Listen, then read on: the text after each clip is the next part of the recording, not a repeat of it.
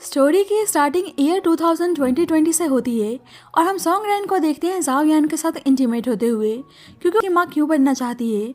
इसके साथ स्कैंडल हो गया था कि वह किसी आदमी के साथ सोकर आई है, जो कि सच नहीं था। जाओ यान रैन का हस्बैंड होता है और यान सिटी का सबसे रिचेस्ट पर्सन था, इसीलिए स्कैंडल की वजह से उसकी कंपनी के शेयर्स डाउन हो गए थे।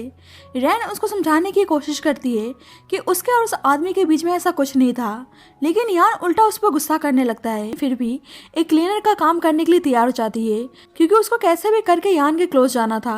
अब पता चलता है कि 5 साल पहले किसी फैंग नामक पर्सन ने रैन की जान बचाई थी और रैन ने 3 बच्चों को जन्म दिया था, जिसमें से उसके बड़े बेटे जिकॉन को सीरियस बीमारी थी और उसे बोन मैरो की जरूरत थी, और फैंग ये उसके बेटे का ट्रीटमेंट कर रहा था और उसके बेटे का मैच्ड बोन मैरो ढूंढ नहीं पाया था। इसीलिए अब रैन चाइना वापस जाना चाहती थी ताकि वह यान से एक और बच्चा कर सके, लेकिन उसका बेटा जिकॉन चाइना वापस जाने से मना करता है और बोलने लगता है कि मैं बनना पसंद करूंगा, लेकिन आपको उस बेकार से आदमी से मिलने की ज़रूरत नहीं है जिसने आपको इतना ज़्यादा टॉर्चर किया। बेसिकली वे अपने फादर को पसंद नहीं करता था, लेकिन रैन का और दोनों एक दूसरे के क्लोज आ जाते हैं। रैन अपना नाम बताती है कि उसका नाम सॉन्ग रैन है और ये सुनकर यान हैरान हो जाता है, क्योंकि उसकी वाइफ का भी सेम ही नेम था, और गुस्सा करने लगता है कि तुम जानबूझकर मुझे अप्रोच कर रही हो। पहले तुम जानबूझकर स्विमिंग पूल में गिरी और अब मेरे घर मेरी डॉटर का केयर टेकर बनकर आई हो, वो भी मेरी वाइफ की तरह सेम नेम लेकर।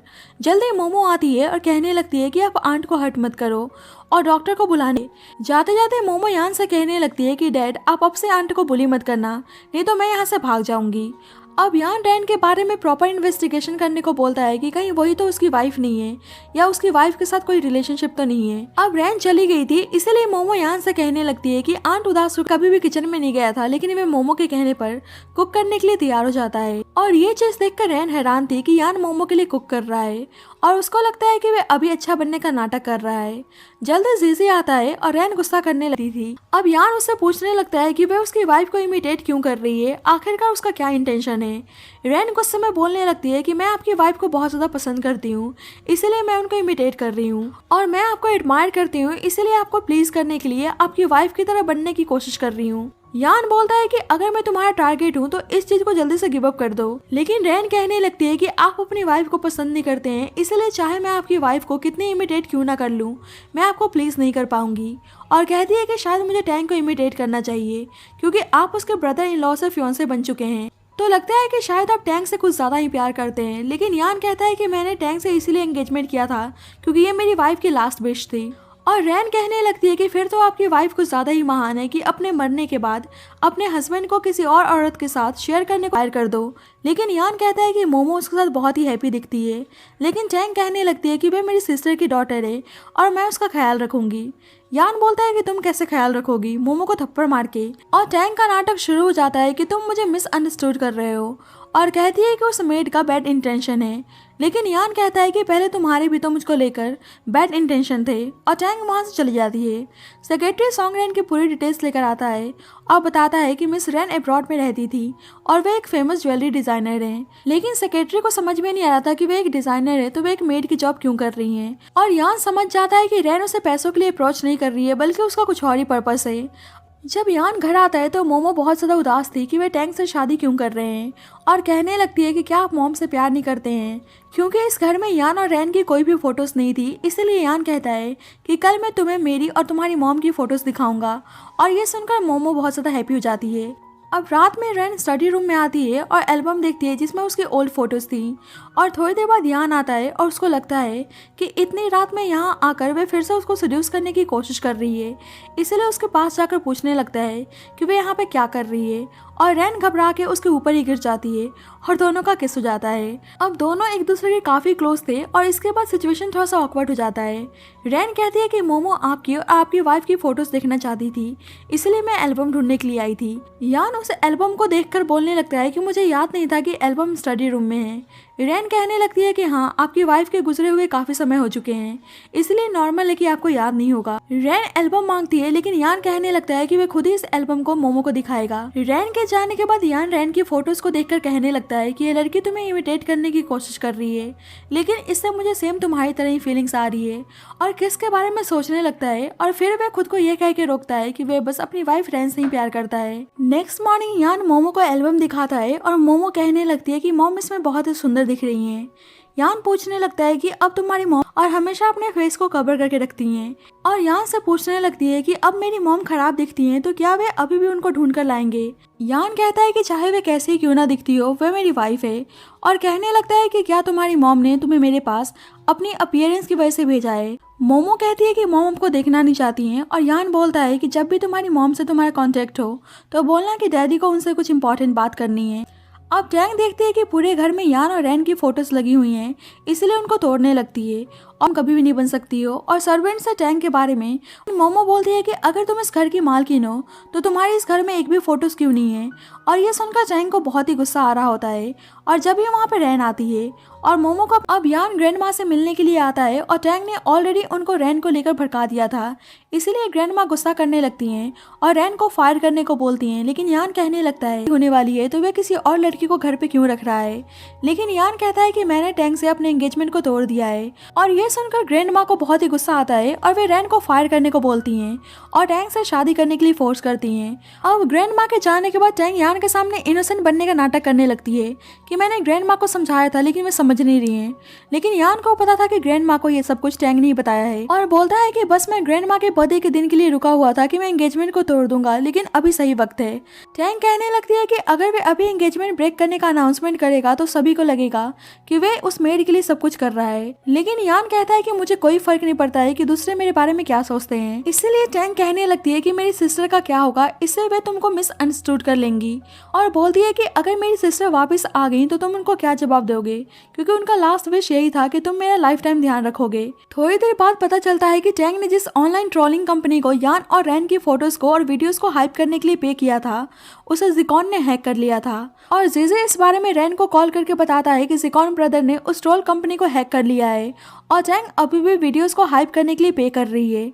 लेकिन रैन को ऑनलाइन वीडियो से कोई भी दिक्कत नहीं थी। और फैंग की कॉल आती है जब उसको पता चलता है कि रैन यान के घर पे एक मेड की तरह काम कर रही है, और फैंग ने रैन की 5 साल पहले जान बचाई थी, और यही ज़िकॉन की ट्रीटमेंट भी कर रहा होता है। और फैंग को पता था कि यान के साथ रैन सेफ नहीं है, इसलिए उसको हर्ट होते हुए नहीं देख सकता था।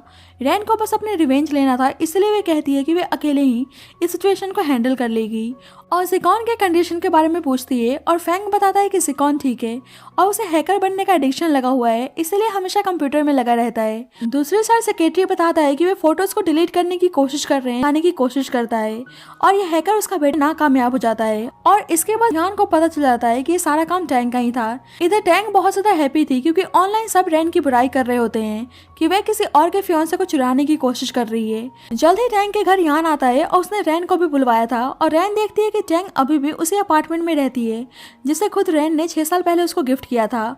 टैंग की एजेंट रैन को टैंग से मिलने से मना करती है, लेकिन रैन कहती है कि मुझे मिस्टर जाओ ने उसे मिस टैंग से माफी मांगने के लिए बुलवाया है। और यान हंसने लगता है क्योंकि यहाँ बस वह टैंग के अगेंस्ट एविडेंस ढूंढने के लिए आया था। अब यान टैंग को कन्फ्रंट करता है और टैंग नाटक करने लगती है कि ये सारा काम उसके एजेंट का है, लेकिन उसके एजेंट कहने लगती है कि उसने कुछ भी नहीं किया है। और रैन को रियलाइज होता है कि यान ने उसे यहाँ पे माफी मांगने के लिए नहीं बुलाया है, बल्कि वह एविडेंस ढूंढने के लिए आया था। इसलिए एजेंट से पूछने लगती है कि क्या तुम टैंग के कार्ड के पासवर्ड को जानती हो, क्योंकि ट्रोल कंपनी को पेमेंट टैंग के कार्ड से ही हुआ है। और एजेंट बोलती है कि उसे पासवर्ड के बारे में कोई भी आइडिया नहीं है, और अब टैंग का सच सामने आ गया था, लेकिन फिर भी वे जैसे जैसे करके सारा ब्लेम अपने एजेंट पे ही लगा देती है। और अब यान को टैंग की रियलिटी पता चल गई थी, लेकिन इस बार वह उसको जाने देता है, और रैन को लगता है कि दोनों सेम 5 साल पहले की तरह ही हैं, और उसे दोनों पे बहुत ही गुस्सा आ रहा होता है, इसीलिए वहाँ से चली जाती है। रैन के जाने के बाद यान टैंग से कहता है कि ऐसी गलती दोबारा मत करना, नहीं तो तुम्हारे लिए बहुत ज़्यादा बुरा होगा।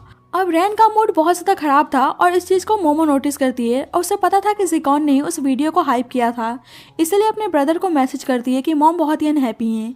इसलिए बाद में ज़िकॉन मैसेज करके रैन से माफ़ी मांगता है, लेकिन रैन कहती है कि इसमें तुम्हारी कोई गलती नहीं है, और उसे अपना ध्यान रखने को बोलती है।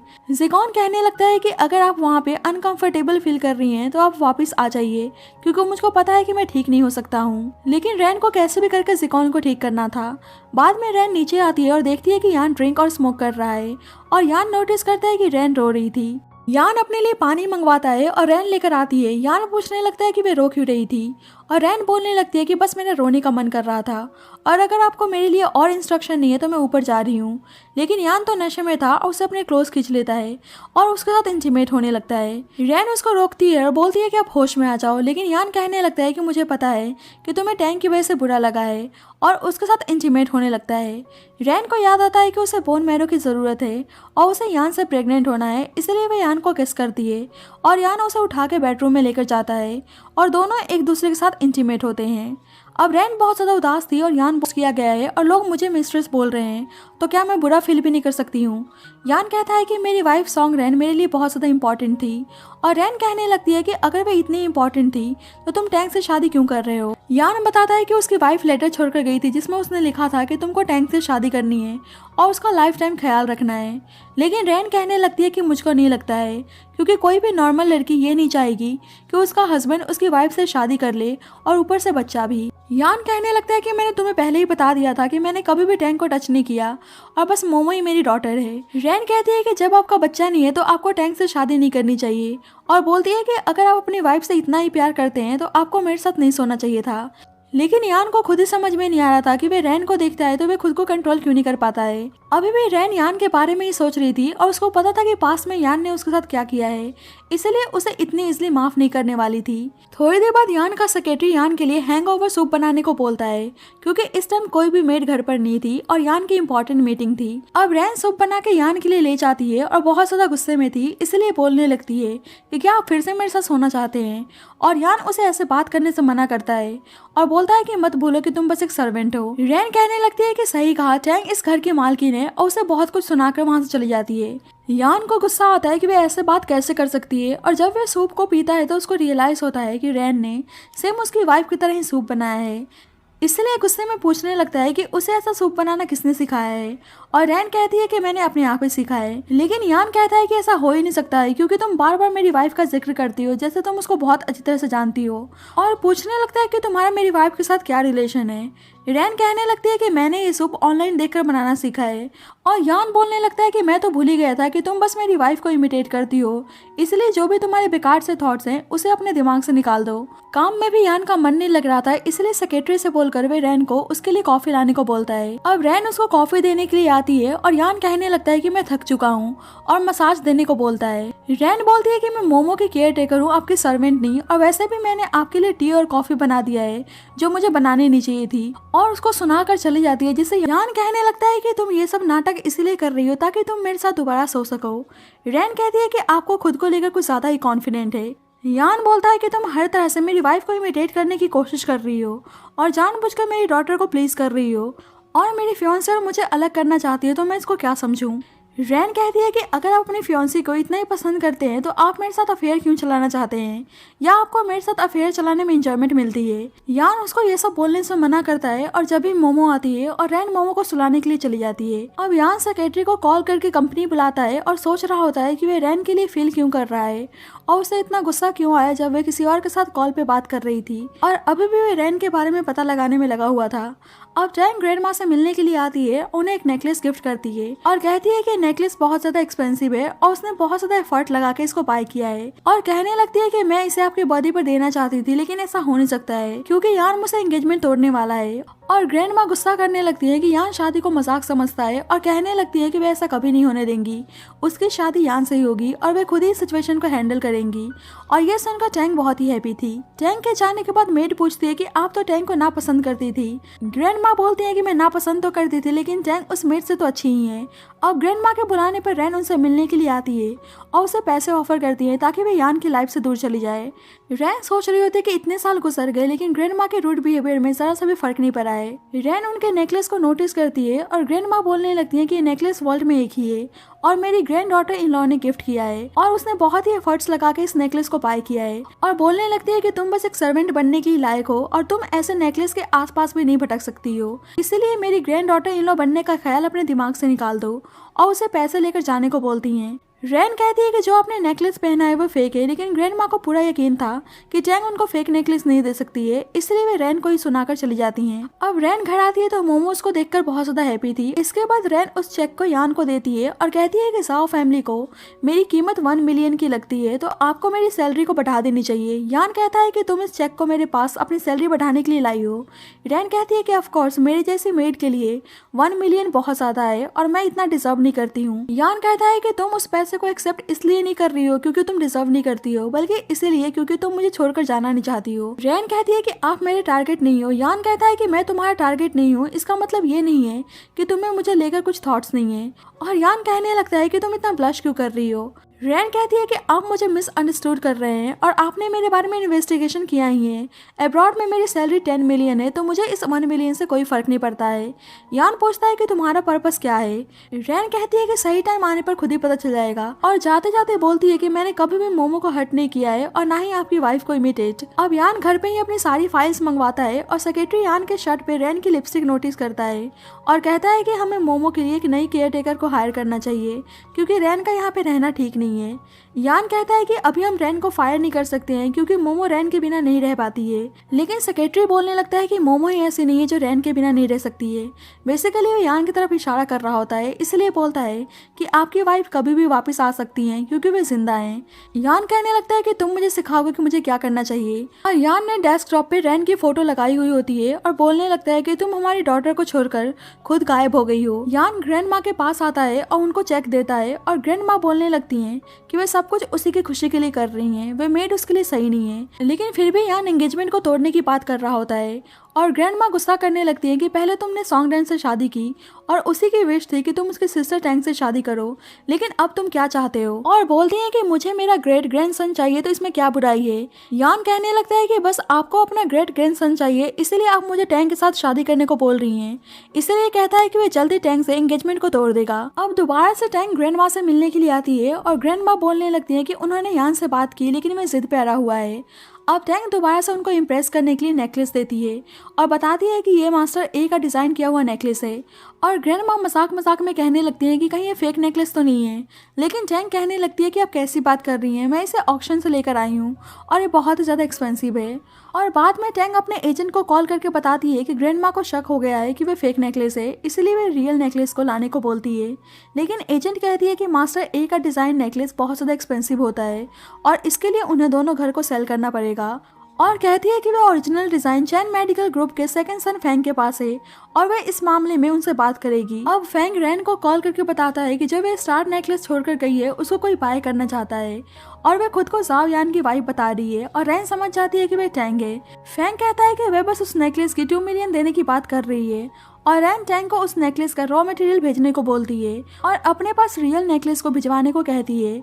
रैन को अभी भी 5 साल पहले के इंसिडेंट्स हॉन्ट कर रहे थे और रैन डर के जग जाती है और यान पहले से उसके बेडरूम में बैठा हुआ था और पूछने लगता है कि क्या वह सपना देख रही थी। रैन कहती है कि बस नाइटमेयर था और यान बोलता है कि क्या तुम हमारे बारे में ड्रीम देख रही थी। लेकिन रैन कहने लगती है कि हम दोनों इतने क्लोज नहीं है कि मैं आपके बारे में ड्रीम्स देखूंगी और वहां से जाने लगती है। लेकिन यान उसको रोक कर बोलता है कि अगर तुम मेरे बारे में ड्रीम्स नहीं देख रही थी तो तुम बार बार मेरा नाम क्यों ले रही थी। रैन कहती है कि इम्पॉसिबल है और बोलती है कि आगे से आप मेरे बेडरूम में मत आना, नहीं तो मैं टैंक को एक्सप्लेन नहीं कर पाऊंगी और शायद वे हम दोनों को लेकर मिसअंडरस्टूड कर लेगी। यान कहता है कि तुम हमारे बारे में कुछ ज्यादा ही सोचती हो और बताता है कि वह टैंक से अपनी ग्रैंड माँ के बर्थडे के दिन एंगेजमेंट को तोड़ने वाला है। और यह सुनकर रैन हैरान थी और पूछने लगती है कि आप मेरी वजह से ऐसा कर रहे हैं। यान कहता है कि तुम्हें क्या लगता है और रैन वहाँ से बहाना बनाकर चली जाती है। अब रैन को पता चलता है कि ग्रैंड माँ अचानक से बीमार हो गई हैं क्योंकि वे सर्वेंट्स को बात करते हुए सुन लेती है। लेकिन यान कहने लगता है कि तुम्हें टेंशन लेने की ज़रूरत नहीं है और मोमो का ध्यान रखने को बोलता है, इसलिए रैन मोमो के पास रुकती है और यान ग्रैंड माँ से मिलने के लिए हॉस्पिटल आता है और बोलता है कि मुझे पता है कि आप बीमार होने का नाटक कर रही हैं। ग्रैंड माँ रैन को फायर करने को बोलती हैं, लेकिन यान कहता है कि वह उसको फायर नहीं कर सकता है और इस चीज़ का रीज़न वह जल्दी उनको बताएगा। और ये सुनकर टैंक को बहुत ही गुस्सा आता है, इसलिए अब वे मोमो और रैन को रास्ते से हटाने की सोचती है। अब रैन नोटिस करती है कि किसी ने उसे और मोमो को रूम में लॉक कर दिया है। जिजी रैन और मोमो को कॉल करता है लेकिन उनकी कॉल नहीं मिल रही होती है और जिजी समझ जाता है कि उसकी मॉम किसी मुसीबत में है और ये सारा काम टैंक का ही है, इसलिए वह जल्दबाजी में हॉस्पिटल आता है और यान से बताता है कि मिस रैन और मोमो किसी मुसीबत में हैं। यान पूछता है कि वे कौन है और जिजी कहने लगता है कि आप जल्दी चलो नहीं तो प्रॉब्लम हो जाएगी।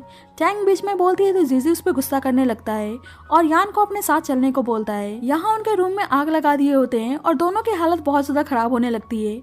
अब रैन मोमो को विंडो से नीचे जाने को बोलती है लेकिन मोमो उसको अकेले छोड़कर नहीं जाना चाहती थी, लेकिन रैन के इंसिस्ट करने पर वह उसकी बात मान जाती है। अब रैन विंडो के थ्रू उसको नीचे भेज देती है और रैन की तबीयत खराब होने लगती है और अचानक से बेहोश हो जाती है और जब ही यान आता है और उसकी ऐसी हालत को देखकर बहुत ज्यादा डर जाता है। अब रैन होश में आती है तो वह हॉस्पिटल में थी और वह देखती है कि उसके साइड में यान लेटा हुआ है और उसकी कंडीशन कुछ ज्यादा ही खराब है। रैन नर्स से पूछती है कि इनको क्या हुआ है और नर्स बताती है कि आपके हस्बैंड आपको फायर से बचाकर ला रहे थे और किसी आदमी ने उनको स्टैब कर दिया, लेकिन वैसी हालत में भी वे आपको हॉस्पिटल लेकर आए, इसलिए उनकी कंडीशन ऐसी हो गई है और मुझे भी नहीं पता कि वे कब तक होश में आएंगे।